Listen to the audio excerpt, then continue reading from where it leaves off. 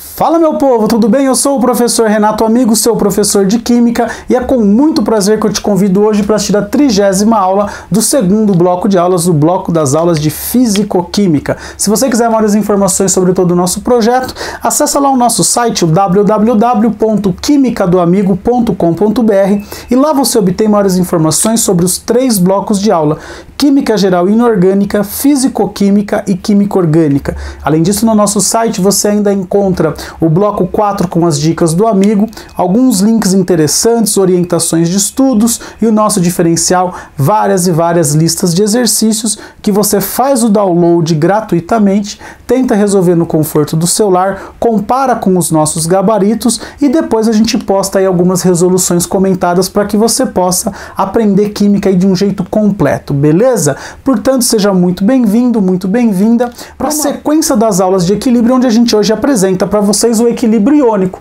conhecido genericamente como Ki, ou especificamente quando eu falar de um ácido Ka, ou se eu falar de uma base Kb. Lembrando toda a nossa sequência, na aula passada a gente falou sobre os deslocamentos de equilíbrio. Anteriormente a gente trabalhou todos os conceitos envolvidos nas reações que estabelecem equilíbrio, falamos sobre Kc e Kp. Hoje vamos apresentar Ki, Ka e Kb. Lembra que a gente falou que a gente apresentaria uma série de Ks para vocês? Pois é, chegou a hora de falar do equilíbrio iônico. Pessoal, como o próprio nome já diz, no equilíbrio iônico eu vou ter a presença de íons. Coloquei aqui uma reação genérica. A substância XY em água forma o cátion X+, e o ânion Y-, que não importa quem seja. Por que eu estou colocando essa reação genérica? Para a gente poder trabalhar o conceito aí da presença da água. A água é o nosso solvente aí nesse processo, tudo bem? E a adição do XY em água formou aí o cátion X+, e o ânion Y-. Se eu fosse determinar o Kc dessa reação, pessoal, o nosso Kc eu determinaria da seguinte forma: concentração de X+ vezes a concentração de Y- dividido pela concentração de XY vezes a concentração da água. Porém, pessoal, a água, por ser um solvente, e não importa se pode ser qualquer solvente, tá bom? Mas é que na fisicoquímica a gente trabalha, na maioria das vezes, com soluções aquosas. Portanto, se a solução é aquosa, o solvente é a água. E como a água é o solvente, ela vai estar em uma quantidade imensamente maior que os demais participantes. Portanto, a água ela tem concentração constante. Por isso, a gente vai tirar a água da expressão. Como que a gente faz isso? Vamos lembrar do nosso processo aqui, ó. Eu tenho a água aqui no denominador, né? Ela tem concentração constante, então eu vou passar ela lá para o lado das constantes. Quando eu tiro alguém aqui do denominador, eu vou passar ele lá para o outro lado como? Multiplicando, não é verdade? Então eu vou ter aqui, ó, o meu Kc vezes a concentração de água vai ser igual à concentração do meu cátion vezes a concentração do meu ânion dividido pela concentração da minha substância. Beleza? Lembra que a gente fala sempre para vocês que o produto ou o quociente de duas constantes vai ser sempre uma terceira constante? Pois é, essa é a constante que a gente chama de Ki, que é a constante de ionização. Ela vai ser o quê? O produto do cátion e do ânion gerado dividido pela substância que foi a geradora desse cátion e desse ânion. Portanto, quando a gente falar em equilíbrio iônico, a gente vai ignorar a água, quer ela esteja nos reagentes ou nos produtos, porque como ela é o nosso solvente, ela não vai entrar no cálculo, tudo bem? Então, Ki é igual à concentração de X+ vezes Y- dividido pela concentração da substância XY. Vamos aplicar isso no nosso contexto? Se eu estiver falando de um ácido, eu não vou chamar mais de Ki, apesar de que eu posso, porque eu tenho íons ali. Eu vou chamar de Ka, que é a constante dos ácidos. Se eu estiver falando em uma base, eu não vou chamar de Ki, eu vou chamar de Kb, que é a constante das bases. Mas tanto faz, você pode usar tanto uma nomenclatura como a outra. O que você não pode é usar Kb para um ácido e Ka para uma base. Tudo bem? Vamos lá então, eu tenho aqui agora o equilíbrio do ácido hipocloroso em água. Eu estou formando o cátion H3O+, que também, numa situação simplificada, você pode usar aqui H+, não tem problema nenhum, e o ânion é o ânion hipoclorito. Tudo bem? Como que a gente determina o Ka dessa reação aqui, dessa nossa expressão? Então a gente vai colocar lá, ó, Ka é igual. Lembra que a gente, quando tem água aqui como solvente, a gente ignora ela?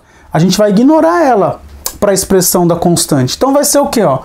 Concentração de H3O+, ou concentração de H+, vezes a concentração de ClO-, dividido pela concentração de HClO.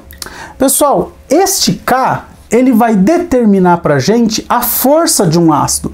Lembra nas aulas de química inorgânica, onde a gente passa uma ideia mais genérica, uma ideia mais empírica para vocês, onde a gente fala lá nos hidrácidos, cloro bromiodo é forte, ácido fluorídrico é moderado, o restante é fraco. Nos oxiácidos, pega o número de oxigênios menos o número de hidrogênios ionizáveis. Se der 3 é muito forte, 2 é forte, 1 é moderado, 0 é fraco. Lembra?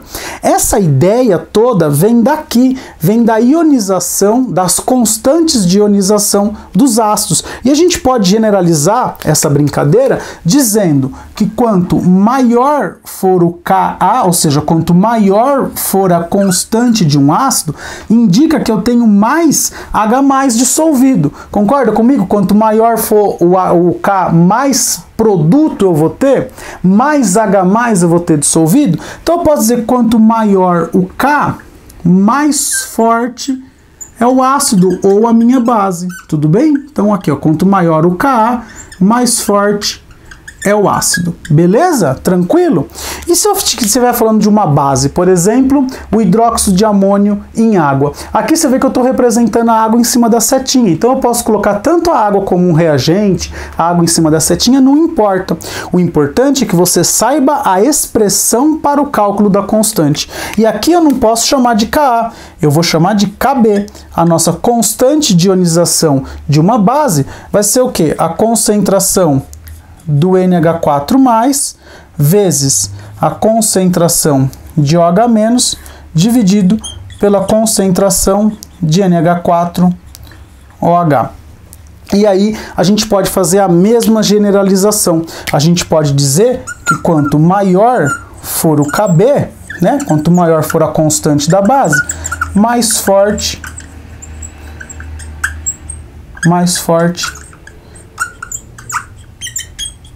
é a base.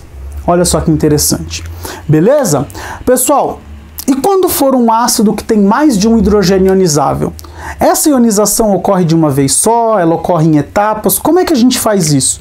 Na próxima lousa, eu vou colocar para vocês essa ideia dos ácidos polipróticos. E aí a gente finaliza essa nossa aula de equilíbrio iônico Ki, Ka e Kb.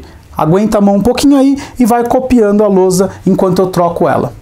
Fala galera, voltamos agora com uma lousa nova, onde a gente apresenta para vocês dois ácidos. Um diácido, que é o ácido sulfídrico, e um triácido, que é o ácido fosfórico. Eu estou mostrando as equações de formas diferentes para que você possa se familiarizar e entender como que pode aparecer para você em exercícios as expressões das ionizações dos ácidos, para que você possa calcular aí os Ks com maior tranquilidade.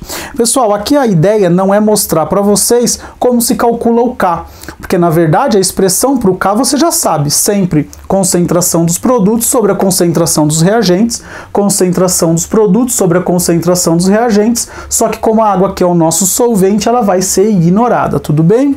Tranquilo? O que eu quero mostrar para vocês mais é a relação do valor mesmo do K. O ácido sulfídrico, ele pode sofrer uma primeira ionização, onde ele libera o primeiro H+. Lembra das nossas aulas de química inorgânica? A gente fez lá a ionização em etapas para vocês, tudo bem? Então é só dar uma retomada lá no bloco 1, tudo bem? Então eu tenho a primeira ionização e aqui eu tenho a segunda ionização. Cada uma dessas ionizações vai me gerar um K. E olha só que interessante, o primeiro K é da ordem de 10 elevado a menos 5.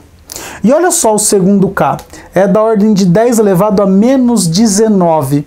Portanto, a gente pode dizer nesse caso que o primeiro K, o Ka1, ele é maior, bem maior, que o segundo K.